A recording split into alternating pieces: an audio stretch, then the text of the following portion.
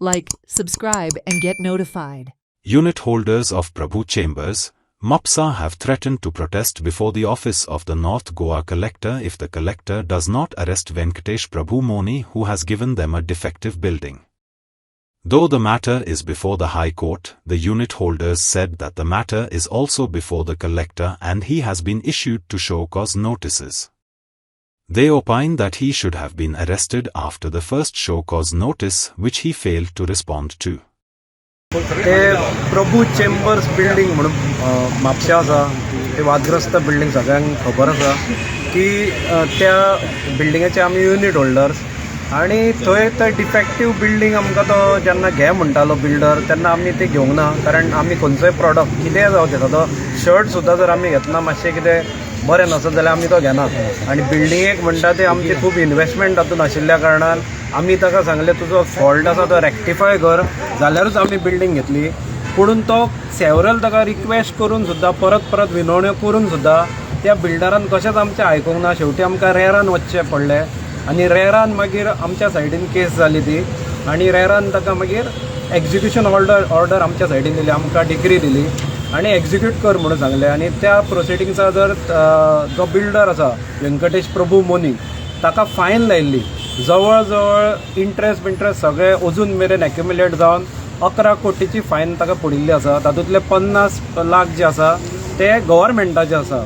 म्हणजे रेरान ताका 50 लाख फायन मारल्या for non registration of project अशें धरून ही टोटल फायन 11 कोटीची आशिल्ली. मागीर थोडीची फायन आसा ती आमी थोडी जे ताका पेनल्टी मारिल्ली जे आमकां तो कॉम्पेन्सेशन दिवपाचो आशिल्लो ते आमी थोडी ती रिकवर केल्ली. जवळ जवळ 3.5 कोटी आमी तातूंतले रिकवर केल्ले. पूण रेराचे अजून मेरेन 50 लाख ताणें दिल्ले ना. आनी मागीर ताजे उपरांत तो कसोच आयकना म्हणून डिस्ट्रिक्ट कोर्टान ताचेर परत एकदां एरेस्ट वॉरंट काडिल्ले, कारण ताजे पयलीं काडिल्ले आनी मागीर हालीं परत काडिल्ले. ते एरेस्ट वॉरंटाच्या अपिलान तो मागीर हायकोर्टान आतां चालू आसा ती केस. आनी ताज्या भायर दोन ऑर्डरी आशिल्ली, एक 17 मार्च 2022 आनी दुसरी आशिल्ली ती 30/11/2022. अश्यो 2 ऑर्डरी आशिल्ल्यो, 17 मार्च आनी 30/11ची. सो आमचे सध्या 17 मार्चाच्या अंडर जे प्रोसिडींग आसा जे आमकां पयशे येवंक जाय ते येवंक ना. 30 नोव्हेंबराचे जे हे आशिल्ले प्रोसिडिंग्स ताज्या अंडर थोडी आमी रिकवर केल्या. म्हणून ही जी बाकीची रिकवरी आसा ते एक्चुअली कलेक्टरा थ्रू जावंक जाय.